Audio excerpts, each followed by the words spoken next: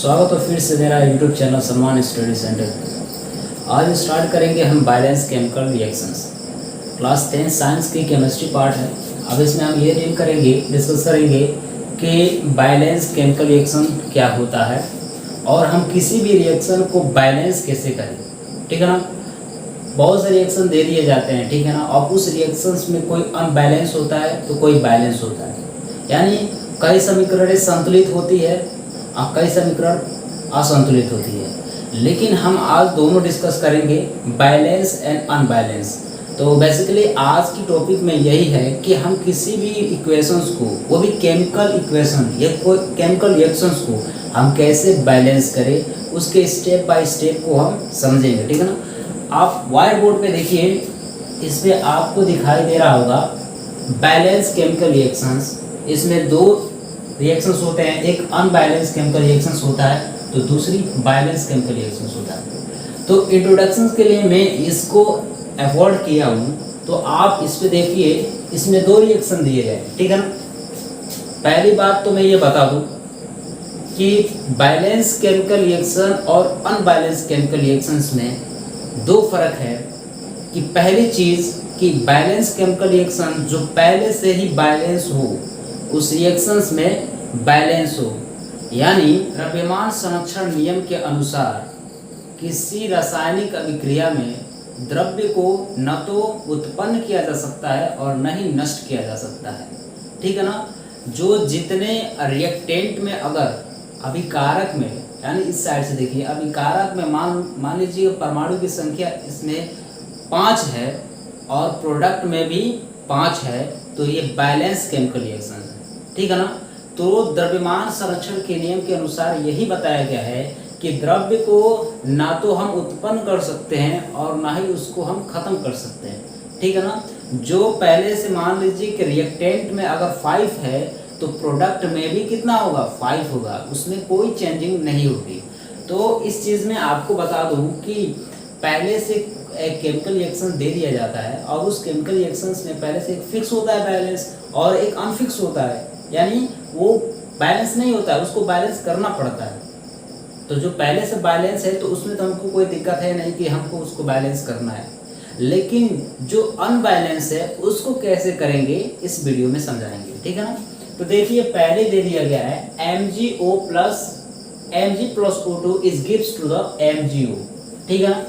अब देखिए यहाँ पर ध्यान से देखिए, Mg यहाँ पर 1 है, ठीक है ना, और यहाँ पर Mg 1 है। यहाँ पे ऑक्सीजन, यानी ये मैग्नीशियम था, ये ऑक्सीजन यहाँ पे 2 है, यहाँ पर 1 है। तो मैंने चीज लिखा है मैग्नीशियम और ये ऑक्सीजन, ये रिएक्टेंट होता है यानी अभिकारक, ये क्या है, प्रोडक्ट है। यानी जो लेफ्ट हैंड साइड में है उसको क्या बोलते हैं, रिएक्टेंट बोलते हैं, और जो राइट हैंड साइड में होता है उसको क्या बोलते हैं, प्रोडक्ट बोलते हैं। तो हम ऐसे इसको देखेंगे, मैग्नीशियम की रिएक्टेंट कितनी है, 1 है, ठीक है ना। और फिर से उधर प्रोडक्ट में भी कितना है, 1 है, इधर भी 1, इधर भी 1, ठीक है ना, फिक्स।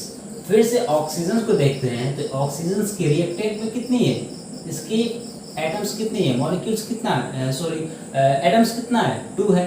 और फिर से प्रोडक्ट में देखेंगे तो कितना है, 1 है। यहाँ पे दिख रहा है 2 और यहाँ पे दिख रहा है 1। तो ये पहले से ही, यानी इस रिएक्शंस में और इस इक्वेशंस में क्या है, अनबैलेंस है। तो इसको हम क्या बोलेंगे, अनबैलेंस केमिकल रिएक्शंस, यानी पहले से ही क्या है, वो अनबैलेंस है। लेकिन दूसरे अगर इक्वेशंस में देखते हैं, इस रिएक्शन में देखिए दिया है Zn plus H2SO4 is gives to the ZnSO4 plus H2। यानी जब जिंक की रिएक्शन हम सल्फ्यूरिक अम्ल से कराते हैं तो क्या बनता है, ZnSO4, यानी जिंक सल्फेट बनता है और प्लस H2 हाइड्रोजन गैस बनता है। अब बेसिकली ये क्या हो जाएगा, ऊपर कितनी मूव हो जाएगा।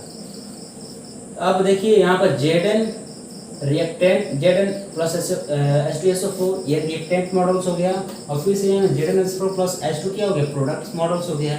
अब कंटिन्यू करते हैं और इसको देखिए कैसे हम काउंट करते हैं। यहाँ पे Zn के देखा गया है तो Zn में रिएक्टेंट कितना है, 1 है, यहाँ पर 1 है। फिर से अगर प्रोडक्ट में जाकर देख रहे हैं तो भी कितना है, 1 है, 1 1, ठीक है ना। आप देखिए हाइड्रोजन्स की देखेंगे, यहाँ पर 2 है हाइड्रोजन्स और यहाँ पर भी कितना है, 2 है, तो रिएक्टेंट में भी 2 और प्रोडक्ट में भी 2। फिर से अगर सल्फर की देखते हैं तो सल्फर में यहाँ कितना है, 1 है, और इधर भी सल्फर में क्या है, 1 है, 1 1। अब देखते हैं ऑक्सीजन्स की, तो ऑक्सीजन्स की कितना है, यहाँ 4 है, और इधर भी ऑक्सीजन कितना है, 4 है, इधर भी 4 इधर भी 4। यानी बोथ साइड एटम्स का जो एटम है वो दोनों बोथ साइड में क्या है, इक्वल है। अगर रिएक्टेंट में जितना एटम्स है उतना ही प्रोडक्ट्स में भी क्या है, एटम्स है हर एक एलिमेंट्स की, ठीक है ना। यहाँ पे जिंक एलिमेंट्स है, हाइड्रोजन एलिमेंट्स है, सल्फर एलिमेंट्स है, और ऑक्सीजन भी क्या एलिमेंट्स है। इन एलिमेंट्स की ऑन द बोथ साइड क्या है, इक्वल साइड है उसकी एटम्स। तो हम इसको क्या बोलेंगे, बैलेंस केमिकल रिएक्शंस, यानी पहले से ये क्या बैलेंस है, तो इसको तुमको बैलेंस करना नहीं है। अब बात रही कि एक अनबैलेंस केमिकल रिएक्शन हुआ तो दूसरा बैलेंस केमिकल रिएक्शन हुआ, लेकिन अब हमको क्या करना है, हमको ये चीज़ करना है कि हम अनबैलेंस को बैलेंस कैसे करें, ठीक है ना। अगर परीक्षा में दे दिया जाता है तो हमको उसको बैलेंस करना पड़ता है। अनबैलेंस होता है उसको बैलेंस करना पड़ता है कि कितने मोल किसके पास होना चाहिए और कितने मोल किसके पास होना चाहिए। हर एक एटम्स के पास, हर एक एलिमेंट्स के पास अलग अलग मोल्स के प्रोडक्ट्स या रिएक्टेंट्स होते हैं, तो उसको हमको बैलेंस करना पड़ता है। तो चले स्टार्ट करते हैं। तो हम पहले वाले एग्जांपल्स लेते हैं, ठीक है ना। अब इसको बैलेंस कैसे करेंगे, अब आइए इस व्हाइट बोर्ड पे देख रहे हैं।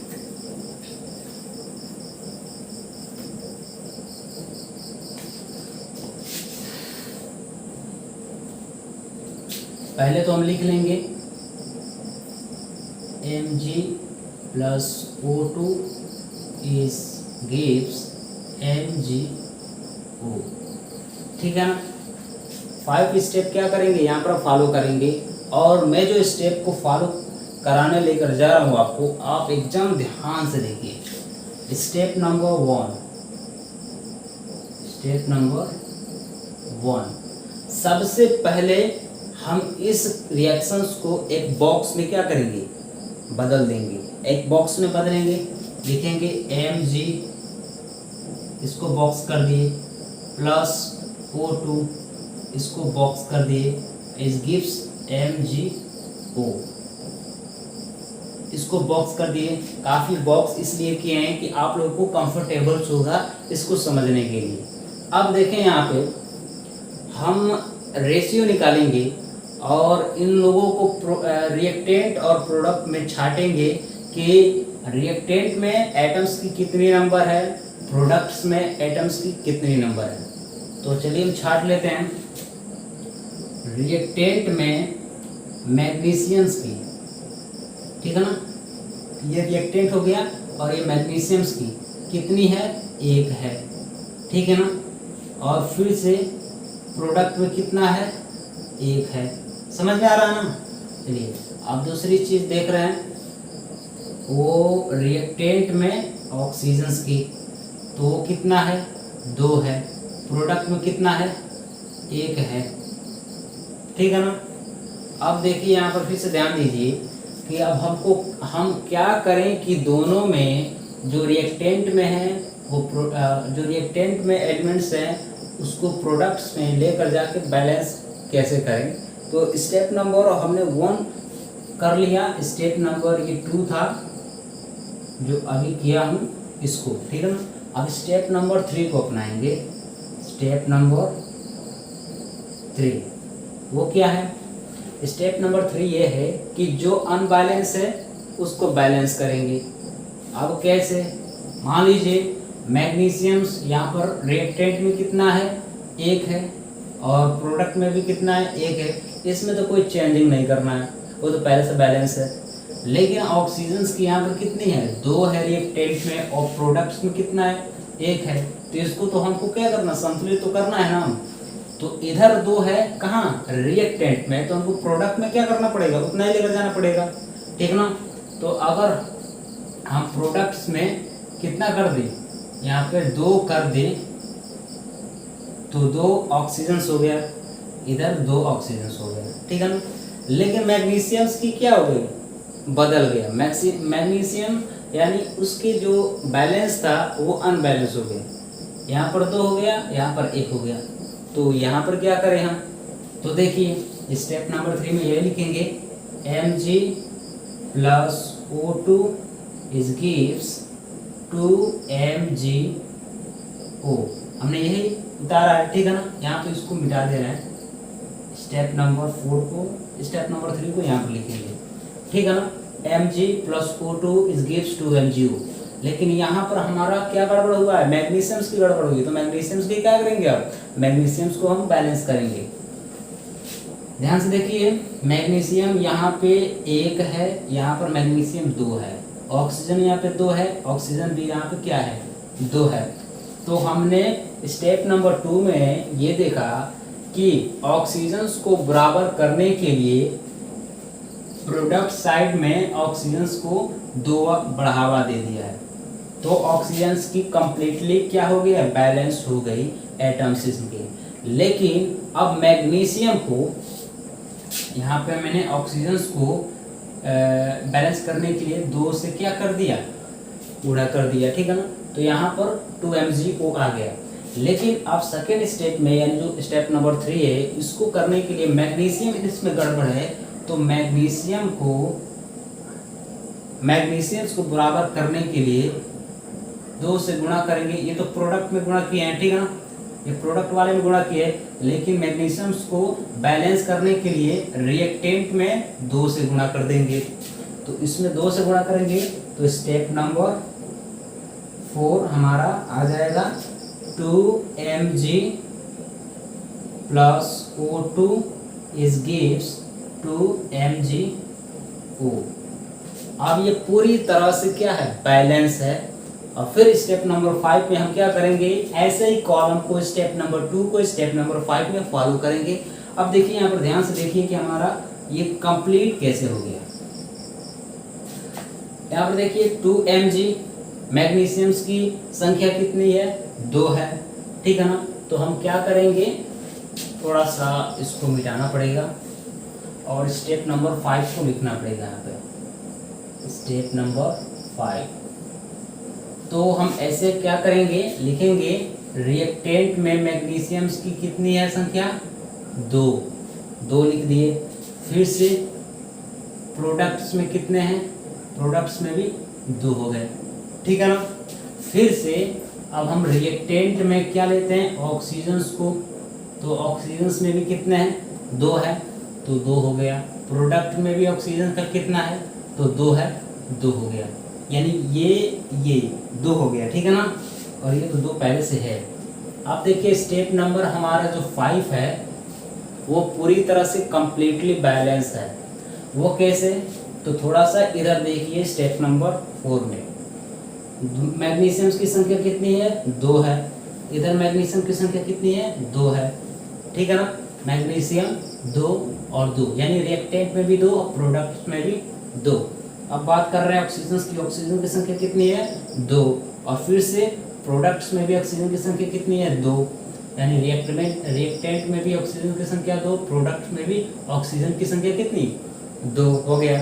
अब हम इसमें पूरी तरह से देख लिए कि जितने भी एलिमेंट्स हैं, रिएक्टेंट की संख्या 2 है, Mg प्लस O2, इनमें और प्रोडक्ट्स में कंपेयर किए हैं तो पूरी तरह से क्या हो गया, ये इक्वेशन या जो रिएक्शन है वो क्या है, पूरी कंप्लीट है, बैलेंस है।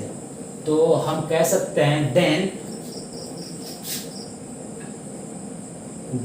रिएक्शन